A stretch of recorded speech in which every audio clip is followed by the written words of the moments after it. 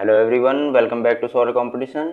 और आज की इस वीडियो में हम आरआरबी के सभी एग्ज़ाम के लिए साइंस का प्रैक्टिस सेट नंबर 14 लेकर आए हैं।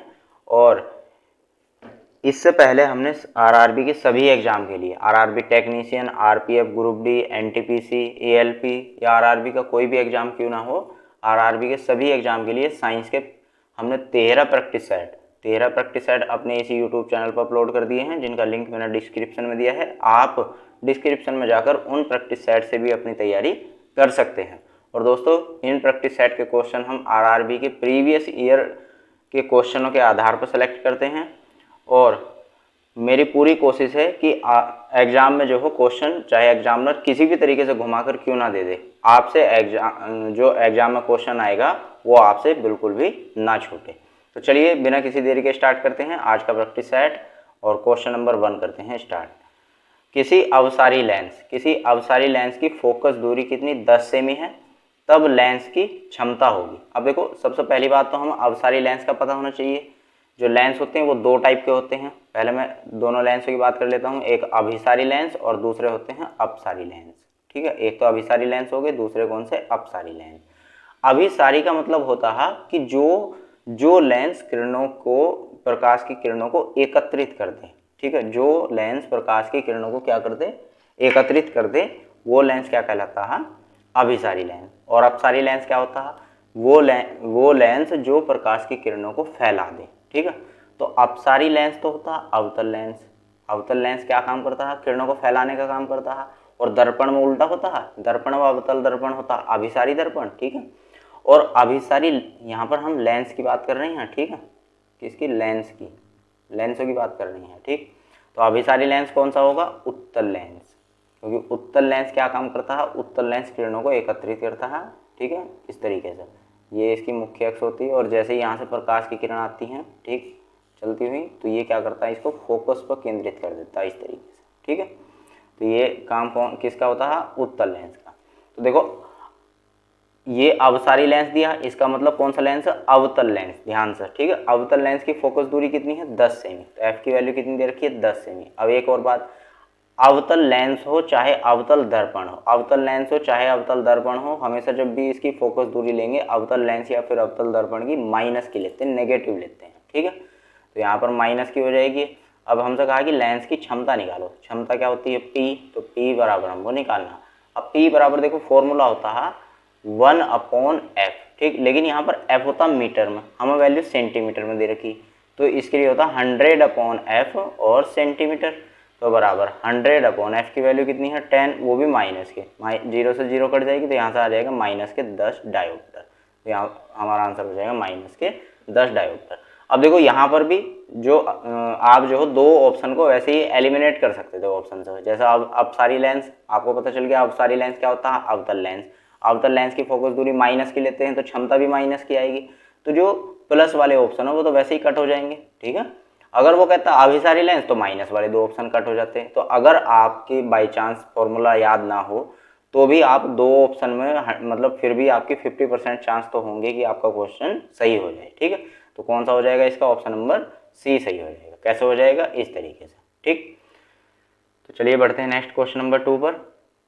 और दोस्तों, अगर आपको हमारा प्रैक्टिस सेट के क्वेश्चन कराए हुए समझ में आ रहे हों, तो आप वीडियो को अवश्य लाइक कर दें। लाइक करने से क्या होता है, हमारा जो हो मोटिवेशन बना रहेगा और हम आपके लिए इसी प्रकार से क्वेश्चन लाते रहेंगे। ठीक है, इसी तरीके से जो हो आपके लिए हम प्रैक्टिस सेट बनाते रहेंगे। तो आप और कमेंट करके हमें ज़रूर बताया करें कि अगर आपको किसी भी क्वेश्चन में कोई भी प्रॉब्लम होती है, तो कमेंट करके भी हमें ज़रूर बताया करें।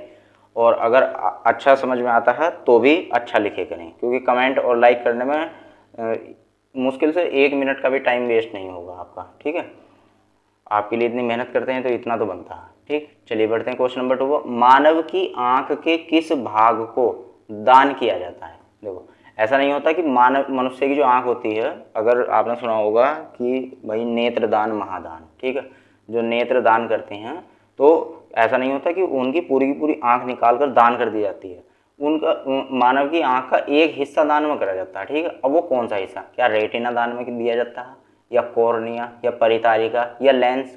तो सही answer option number B, cornea.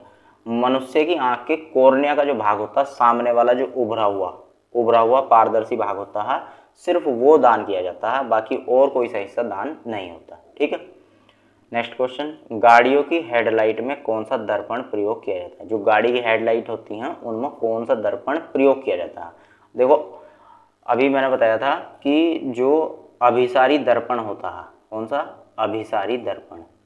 अभिसारी दर्पण, अभिसारी का मतलब होता है किरणों को एकत्रित करना। क्या मतलब होता है? किरणों को एकत्रित करना। ठीक, अगर अनंत से किरणें आ रही हैं, ठीक है, तो अभिसारी दर्पण में कौन सा होता है? अभिसारी अवतल दर्पण। ध्यान से, दर्पण में कौन सा होता है? अवतल। ठीक है, तो अवतल दर्पण क्या काम करता है? किरणों को एकत्रित करता है। ठीक है, अब जैसे ये हमारी क्या है? मुख्य अक्ष, और यहाँ से एक किरण आती है। ठीक, तो ये इसको इसके फोकस पर क्या कर देगा?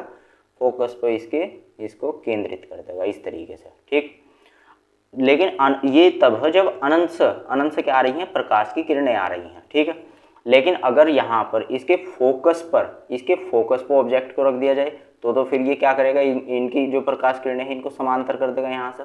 तो हम क्या काम करते हैं, जो गाड़ी की हेडलाइट होती है वहाँ पर जो बल्ब हो उसको इसके फोकस पर लगाते हैं। कहाँ पर लगाते हैं? फोकस पर। अब देखो फोकस पर लगाने से क्या होगा?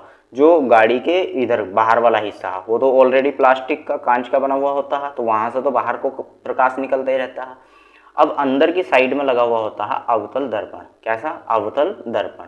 तो जैसे ही यहाँ से निकलने वाला प्रकाश पीछे की साइड में जाएगा, इधर की साइड में, तो ये क्या काम करेगा? अवतल दर्पण उसको सीधा इधर की साइड को क्या कर देगा? बाहर की साइड को सीधा भेजेगा एकदम। ठीक है, तो इसलिए गाड़ियों की हेडलाइट में कौन सा दर्पण का यूज होता है? अवतल। ऑप्शन नंबर बी इसका सही आंसर हो जाएगा। ठीक है, नेक्स्ट क्वेश्चन, नीला थोथा का रासायनिक सूत्र है। देखो नीले का जब भी जिक्र आएगा तो कॉपर क्या होता है? कॉपर आपने 10th क्लास में पढ़ा होगा कि जब भी कॉपर की जो छड़ है वो पानी में डाली जाती है, विलयन में डाली जाती है, तो विलयन का रंग नीला हो जाता है। तो कॉपर का संबंध किससे होता है? नीले से। ठीक है, तो इसका ऑप्शन नंबर डी सही हो जाएगा, कॉपर सल्फेट। जिंक की बात करूं तो जिंक को कहा जाता है सफेद थोथा। ठीक है, हाइड्रोजन सल्फेट की बात करूं तो इसको कहा जाता है तेल का थोथा। क्या कहा जाता है? तेल का थोथा कहा जाता है। ठीक, और फेरस सल्फेट की बात करूं तो फेरस सल्फेट को क्या कहा जाता है? फेरस सल्फेट को कहा जाता है हरा थोथा। कौन सा थोथा? हरा थोथा। ठीक है, हरा थोथा, तो ये भी आपको याद रखना है। ठीक है, नेक्स्ट क्वेश्चन पढ़ते हैं, खतरे के सिग्नल कौन से लाल रंग के बने होते हैं? इसका क्या कारण है? तो सही आंसर ऑप्शन नंबर सी, प्रकाश का प्रकीर्णन। प्रकाश के प्रकीर्णन के कारण लाल रंग के बनाए जाते हैं खतरे के सिग्नल। अब लाल रंग के ही क्यों बनाए जाते हैं? क्योंकि देखो जो हमारा श्वेत प्रकाश होता है, जैसे ही हम उसको किसी प्रिज्म से गुजारते हैं तो ये 7 रंगों में विभाजित हो जाता है। ये तो आपने पढ़ा ही होगा। तो 7 रंग में जो सबसे कम विचलन होता है वो किसका होता है? रेड का होता है। सबसे ज़्यादा विचलन किसका होता है? बैंगनी का होता है। ठीक है, तो जो रेड कलर का विचलन होता है सबसे कम होता है, तो विचलित सबसे कम होगा, तो इसलिए दूर तक दिखाई देता है। तो खतरे के सिग्नल दूर से ही दिखाई दे जाते हैं, इसलिए कौन से कलर के बनाए जाते हैं? लाल रंग के बनाए जाते हैं। ठीक है, और प्रकीर्णन किस पर डिपेंड करता है? प्रकीर्णन डिपेंड करता है किस पर? तरंग दैर्ध्य पर, और तरंग दैर्ध्य की 4 पावर के बराबर व्युत्क्रमानुपाती होता है प्रकीर्णन। ठीक है, और प्रकीर्णन का ये सिद्धांत किसने दिया था? रेले ने। रेले साहब जो थे, ठीक है, रेले साइंटिस्ट थे, इन्होंने ये प्रकीर्णन के बारे में बताया था कि ये 1/, जो इसकी तरंग दैर्ध्य होगी उसकी 4 पावर के व्युत्क्रमानुपाती होगा प्रकीर्णन। और सबसे ज़्यादा तरंग दैर्ध्य किसकी होती है? लाल रंग की। लाल रंग की वेवलेंथ जो होती है वो सबसे ज़्यादा होती है, और बैंगनी रंग की होती है सबसे कम। बैंगनी रंग की सबसे कम होती है, तो सबसे ज़्यादा जिसकी होगी उसका प्रकीर्णन सबसे कम होगा, और सबसे कम जिसकी होगी उसका प्रकीर्णन सबसे ज़्यादा होगा। तो प्रकाश के प्रकीर्णन की वजह से खतरे के सिग्नल लाल रंग के बने होते हैं, या सूर्य उगते समय और छिपते समय लाल रंग का दिखाई देता है, वो कारण भी किसका है? प्रकाश के प्रकीर्णन का ही है। नेक्स्ट क्वेश्चन, चंद्रमा पर से देखने पर आकाश कैसा दिखाई देगा? अब देखिएगा दोस्तों, जैसा आप पृथ्वी पर खड़े हुए हो, कहाँ पर? पृथ्वी पर, अर्थ पर, इसको मैंने ई से डिनोट कर दिया। ठीक, तो इसके चारों ओर क्या? ये वातावरण है। इसके चारों ओर क्या है? ये वातावरण, यानी कि वायुमंडल है। क्या है? वायुमंडल। ठीक, अब वायुमंडल क्या करता है? जैसे यहाँ से ये सूर्य है, सन है, ठीक है, तो इससे जो लाइट चलेगी तो यहाँ पर सूर्य के जो कण हैं वो क्या है? कोलाइडी विलियन होते हैं। वो वायुमंडल जो होते हैं, वायुमंडल के जो कण होते हैं वो कोलाइडी विलियन होते हैं। कोलाइडी विलियन मतलब ये प्रिज्म की तरह काम करते हैं। किसकी तरह? प्रिज्म की तरह। ठीक है, ये प्रिज्म की तरह काम करते हैं, यानी ये क्या काम करेंगे? इस प्रकाश किरण को जो हो ये 7 रंगों में विभाजित करना शुरू कर देंगे। अब जैसे जैसे ये आगे चलती चली जाएगी तो यहाँ से जो हो जिनकी तरंग दैर्घ्य ज़्यादा हो उनका प्रकीर्णन शुरू होता चला जाएगा, ठीक है। तो यहाँ पर बैंगनी रंग का प्रकीर्णन ज़्यादा होगा, तो बैंगनी, जामुनी और नीला, ठीक है, जामुनी और नीला, इन तीनों कलर का क्या होगा, प्रकीर्णन ज़्यादा होगा। तो इनकी वजह से आसमान जो हो वो आसमानी कलर का दिखाई देता है, ठीक। लेकिन इसके अलावा हम बात करें किसकी, चंद्रमा की, ठीक है, किसकी, चंद्रमा की। मून से मैं इसको एम से डिनोट कर रहा हूँ।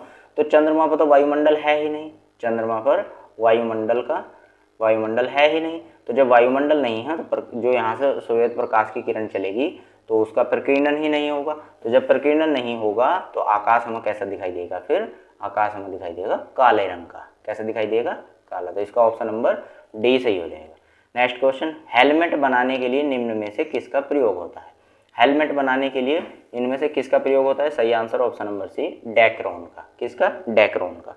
डेक्रोन का प्रयोग, ये एक बहुलक होता है डेक्रोन, और इसका प्रयोग हम हेलमेट बनाने में करते हैं, ठीक है।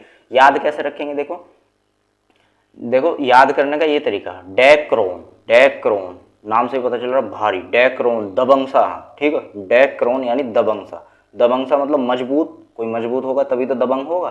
तो मजबूती से हेलमेट कैसा होता है, मजबूत होता है। तो याद है, आप ऐसा रख सकते हो कि हेलमेट का जो प्रयोग करते हैं, हेलमेट बनाने में किसका प्रयोग करते हैं, डेक्रोन का प्रयोग करते हैं, ठीक है। अब बैकेलाइट की बात करूं तो बै से बैकेलाइट और बै से इसके बर्तन के जो हत्थे होते हैं, बर्तनों के हत्थे, ठीक है, आपने देखे होंगे बर्तनों के हत्थे, ठीक। बर्तनों के हत्थे बनाने में बैकेलाइट का प्रयोग करते हैं। और जो बिजली के प्लग आते हैं, ठीक है, बिजली के प्लग बनाने में भी बैकेलाइट का प्रयोग किया जाता है। बै से बर्तन के हत्थे, बै से ही बिजली के प्लग, ठीक है। और पॉलीस्टाइन की बात करूं तो देखो पॉलीस्टाइरिन का प्रयोग करते हैं हम कंघा बनाने में। क्या है, कंघा बनाने में। तो इसको तो आप ऐसे याद रख सकते हो जैसे पॉलीस्टाइरिन। स्टाइरिन का मतलब कुछ ऐसा ना लग रहा है जैसा आपको स्टाइल हो रहा हो, ठीक है, यानी पॉलीस्टाइरीन यानी स्टाइल। और स्टाइल कब बनता है, जब आप अपने बालों को कंघे से सवार लेते हो तभी तो स्टाइल बनता है, ठीक है। तो यानी कि पॉलीस्टाइरीन का यूज क्या में करते हैं, कंघा बनाने में करते हैं, ठीक। तो आई होप आपको समझ में आ गया होगा। नेक्स्ट क्वेश्चन, पानी से भरी किसी बाल्टी की वास्तविक गहराई 20 सेंटीमीटर। वास्तविक गहराई को हम डी से लिखते हैं, 20 सेंटीमीटर इसकी वैल्यू दी हुई है। बाहर से देखने पर बाल्टी की आभासी गहराई कितनी होगी। अब देखो जैसे कोई बाल्टी है ये, ठीक है, ये क्या है, कोई बाल्टी है। अब बाल्टी में इसमें पानी भरा हुआ है। जब तक पानी नहीं भरा हुआ होगा तब तक आपको इसकी 20 सेंटीमीटर की ऊंचाई दिखाई देगी। लेकिन पानी भरने पर क्या होगा, आपको इसकी जो तली है उसकी ऊंचाई थोड़ी ऊपर उठी हुई दिखाई देगी, जैसे ऊपर उठी हुई हो इसकी कुछ तली, ठीक है। तो ऐसा होता है प्रकाश के अपवर्तन के कारण। कभी कभी क्वेश्चन ऐसा भी देते हैं कि जो बाल्टी होती है या जो गिलास होता है उसकी तली जो होती है, ठीक है, पानी से भरी बाल्टी या पानी से भरे गिलास की तली कुछ उभरी हुई दिखाई देती है। किसके कारण, तो प्रकाश के अपवर्तन के कारण दिखाई देती है। क्योंकि प्रकाश जल से जाता है कहाँ, वायु में। जल से वायु में जाता है इसलिए अभिलंब से दूर हटता तो इसका मतलब जिस भी ऑब्जेक्ट से जाता है वो ऊपर उठा हुआ दिखाई देगा, ठीक। अब आभासी गहराई को हम लिखते हैं किससे, डी डैश से। तो आभासी गहराई निकालने का सीधा फॉर्मूला होता है, जो भी वास्तविक गहराई होती है उसको उस माध्यम से, जिस माध्यम से प्रकाश की किरण चलकर आ रही होगी उस माध्यम के अपवर्तनांक से भाग कर देंगे, ठीक है। अब यहाँ पर जल की बात करूँ तो जल का अपवर्तनांक आपको याद होना चाहिए। जल का अपवर्तनांक होता है 4/3। जल के लिए अपवर्तनांक n की वैल्यू होती है 4/3। तो यहाँ d की वैल्यू कितनी दी हुई है, 20, और n की वैल्यू 4/3, ठीक है। ये वाला 3 घूमकर ऊपर चला जाएगा और 4 से कट जाएगा, 4 पंजे 20। तो 5 की 3 से गुणा करेंगे कितना आ जाएगा, 15 सेंटीमीटर। यानी 20 सेंटीमीटर की जो बाल्टी है उसकी जो गहराई है वो आपको 15 सेंटीमीटर की दिखाई देगी, ठीक है। नेक्स्ट क्वेश्चन, क्वेश्चन नंबर 9, निम्न में से किसका प्रयोग सन स्क्रीन क्रीम बनाने में किया जाता है। सन स्क्रीन क्रीम बनाने में किसका प्रयोग किया जाता है, सही आंसर है option number B, Epsom salt का प्रयोग सन स्क्रीन क्रीम बनाने में किया जाता है, ठीक है। और गैमेक्सिन का दूसरा नाम होता है लक्ष्मण रेखा गैमेक्सिन को बोलते हैं। नेक्स्ट क्वेश्चन, लोहे पर जंग लगना किस प्रकार की अभिक्रिया है। अब देखो जो लोहा है, लोहे का फॉर्मूला होता है Fe2O3 फेरिक ऑक्साइड, ठीक। अब इस पर जंग लगेगा तो जंग कब लगेगा, जब लगेगा जब यहाँ पर क्या होगा, नमी माने क्या, नमी का मतलब यहाँ पर कि पानी और वायु, पानी मतलब जल, H2O और वायु होगी यहाँ पर, वहीं पर लोहे पर क्या लग जाएगा, जंग लग जाएगा। ठीक है, अब जंग लगने का मतलब ये है कि जो वायु होती है, ऑक्सीजन होती है, उससे ये फेरिक ऑक्साइड क्या कर लेता है, अभिक्रिया कर लेता है, जो आयरन होता है अभिक्रिया कर लेता है, ऑक्सीजन इसमें ऐड हो जाता है। ठीक, अब ऑक्सीजन ऐड हो गया तो जहाँ पर ऑक्सीजन ऐड होता है, ऑक्सीजन बढ़ता है, वो अभिक्रिया क्या कहलाती है, वो अभिक्रिया कहलाती है उपचयन अभिक्रिया। ठीक, उपचयन अभिक्रिया कहलाती है। अब लेकिन यहाँ पर जो लोहा है, क्या जंग लगने के बाद लोहा जो हो वो उतना ही मजबूत रहता है या उसका जो वजन है वो उतना ही रहता है? आप बताओ मुझे कि जो लोहा है जब उस पर जंग लग जाता है क्या वो उतना ही मजबूत रहता है? क्या जंग हटाने के बाद उसका वजन उतना ही रहता है? आप कहोगे नहीं, ऐसा बिल्कुल भी नहीं है। क्यों? क्योंकि देखो जंग लगने के बाद लोहा एक तो कमज़ोर हो जाएगा, दूसरा इसकी क्वांटिटी भी क्या हो जाएगी, कम हो जाएगी। ठीक है, अगर जंग हम हटा देते हैं तो इसकी क्वांटिटी भी क्या हो जाएगी, कम हो जाएगी। तो यानी यहाँ पर लोहा, ये जो धातु जो है उसका क्या हो गया, उसकी होगी कमी हो गई, उसका क्षय हो गया। ठीक है, तो धातु में क्या हो गई, कमी हो गई। तो धातु में जिस अभिक्रिया में कमी होती है वो क्या कहलाती है, अपचयन कहलाती है। ठीक है, तो यानी एक ही रिएक्शन में ये जो लोहे पर जंग लगने की अभिक्रिया है, इसी में उपचयन भी हो रहा है, इसी में अपचयन भी हो रहा है। तो दोनों टाइप की क्रियाएं हो रही हैं। तो जब भी दोनों टाइप की क्रियाएं होती हैं तो ऐसी अभिक्रिया क्या कहलाती है, रेडॉक्स अभिक्रिया। कौन सी अभिक्रिया कहलाती है, रेडॉक्स अभिक्रिया, जिसमें ऑक्सीजन की भी वृद्धि हो और धातु का भी क्षरण हो। ठीक है, तो ऐसी अभिक्रिया क्या कहलाती है, रेडॉक्स अभिक्रिया। नेक्स्ट क्वेश्चन, चमड़ा उद्योग में चमड़ा बनाने में निम्न में से किस धातु का प्रयोग होता है? तो जो चमड़ा उद्योग होता है उसमें चमड़ा बनाने के लिए किस धातु का उपयोग होता है, यहाँ धातु पूछी है। ठीक है, अब कौन सी धातु का प्रयोग होता है, तो सही आंसर है option number D, chromium. Chromium धातु का प्रयोग करते हैं चमड़ा उद्योग में चमड़ा बनाने के लिए। ठीक, नेक्स्ट क्वेश्चन, धूप के चश्मे की शक्ति होती है, धूप के चश्मे की शक्ति होती है 0। धूप का जो चश्मा होता है वो नॉर्मल होता है, उसकी कोई शक्ति नहीं होती। ठीक है, नेक्स्ट क्वेश्चन, श्यानता गुणांक की इकाई है। अब देखो निकाल कर दिखाता हूँ मैं आपको, श्यानता गुणांक की इकाई किस प्रकार से निकालते हैं। F बराबर श्यान बल पढ़ा होगा आपने, F बराबर होता है 6 पाई ईटा RV, 6 पाई ईटा RV। ईटा क्या होता है यहाँ पर, ईटा होता है श्यानता गुणांक, ईटा क्या होता है ये श्यानता गुणांक। अब F क्या होता है यहाँ पर, बल, F क्या होता है बल, R क्या होता है त्रिज्या, R क्या होता है यहाँ पर त्रिज्या, और V क्या होता है यहाँ पर वेग। ठीक है, V क्या होता है वेग। और ये 6 पाई जो होता है ये क्या होता है, कांस्टेंट। तो कांस्टेंट की तो कोई मात्रा की अभिमा नहीं होती। ठीक, तो कांस्टेंट को यहाँ पर छोड़ देंगे तो जो ईटा है, ईटा किसके बराबर आ जाएगा, यहाँ से ईटा आ जाएगा बराबर किसके, बल तो ऊपर ऐसे ही रहेगा और अपॉन में आ जाएगा RV, अपॉन में क्या आ जाएगा RV।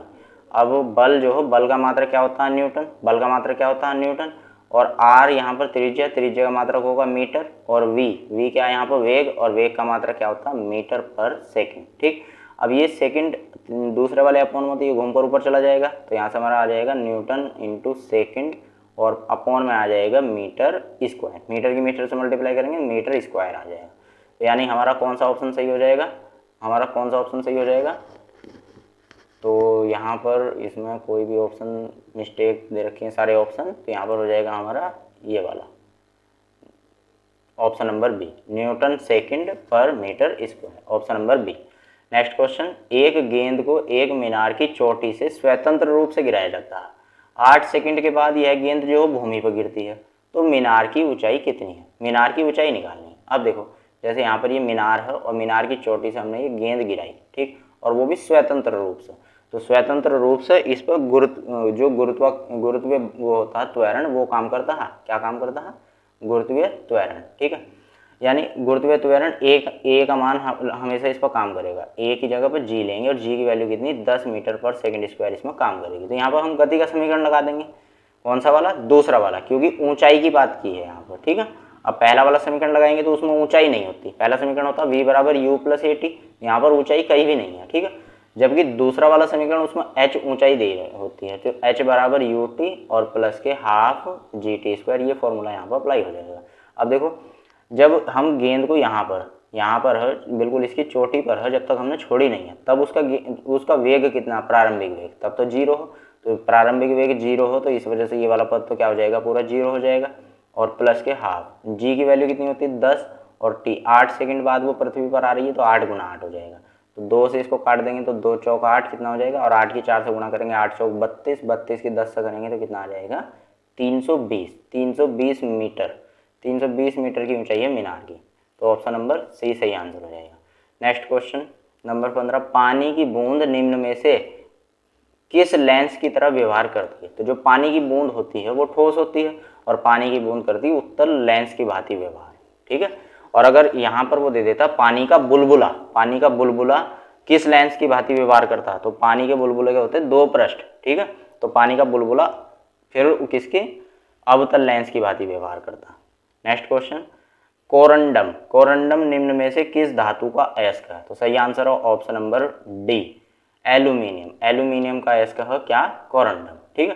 नेक्स्ट क्वेश्चन, लाल दवा का रासायनिक नाम है। तो लाल दवा होता है पोटेशियम परमैंगनेट, फॉर्मूला होता है इसका KMnO4, ठीक है, पोटेशियम परमैंगनेट, ये होती है लाल दवा, ठीक। नेक्स्ट क्वेश्चन, गोलीय दर्पण और एक गोलीय लेंस दोनों की फोकस दूरी 15 सेमी है। तो दर्पण और लेंस हैं, अब फोकस दूरी दे रखी कितनी, 15 सेंटीमीटर, और वो भी प्लस की दे रखी है, माइनस की नहीं दे रखी, प्लस की। तो फोकस दूरी चाहे उत्तल दर्पण हो चाहे अवतल लेंस हो, उत्तल लेंस हो चाहे उत्तल दर्पण हो, फोकस दूरी उत्तल की ही होती है, प्लस की। तो सही हो जाएगा इसका ऑप्शन नंबर ए, दोनों उत्तल लेंस होंगे, ठीक है। नेक्स्ट क्वेश्चन, कांच के सापेक्ष जल का अपवर्तनांक होगा। तो देखो कांच के सापेक्ष जल का अपवर्तनांक, ऐसा क्वेश्चन मैंने प्रीवियस सेट में भी कराया है, लेकिन वो दूसरा क्वेश्चन था, ये दूसरा क्वेश्चन है। उसमें हमने जल के सापेक्ष कांच का अपवर्तनांक निकाला था, यहाँ पर कांच के सापेक्ष जल का अपवर्तनांक। तो ऐसे क्वेश्चन को करने के लिए पहले हमें पता होना चाहिए जो कांच है उसको हम लिखते हैं Ng से, इसके अपवर्तनांक को। कांच का अपवर्तनांक होता है 3/2, और जो जल होता है, जल का अपवर्तनांक होता है Nw बराबर 4/3, ठीक है। तो हमसे पूछा कि कांच के सापेक्ष जल का अपवर्तनांक, तो जिसके सापेक्ष पूछता है उसको हम पहले लिखते हैं और जिसका पूछता है उसको हम बाद में लिखते हैं, ठीक। तो इसके लिए फॉर्मूला क्या होता है, जो बाद में लिखा हुआ है वो ऊपर आ जाएगा और जो पहले लिखा हुआ है वो अपॉन में आ जाएगा, ठीक है। तो Nw की वैल्यू कितनी है, 4/3, Ng की वैल्यू कितनी है, 3/2। यहाँ से ये 2 घूम कर ऊपर चला जाएगा तो कितना आ जाएगा, 4 दूनी कितना हो जाएगा 8, और बटे में 3 के कितना हो जाएगा 9। तो सही आंसर हो जाएगा इसका ऑप्शन नंबर सी, इसका सही आंसर हो जाएगा।